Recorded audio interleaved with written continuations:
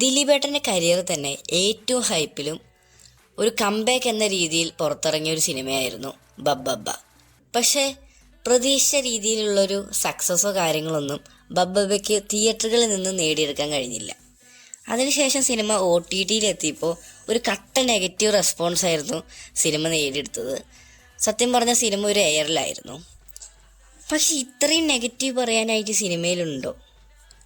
അതായത് ദിലീപേട്ടൻ്റെ കുറച്ച് കാലത്തിന് ശേഷമുള്ളൊരു എനർജറ്റിക് പെർഫോമൻസ് ആയിട്ടാണ് ഫസ്റ്റ് ഹാഫ് എനിക്ക് ഫീൽ ചെയ്തത്.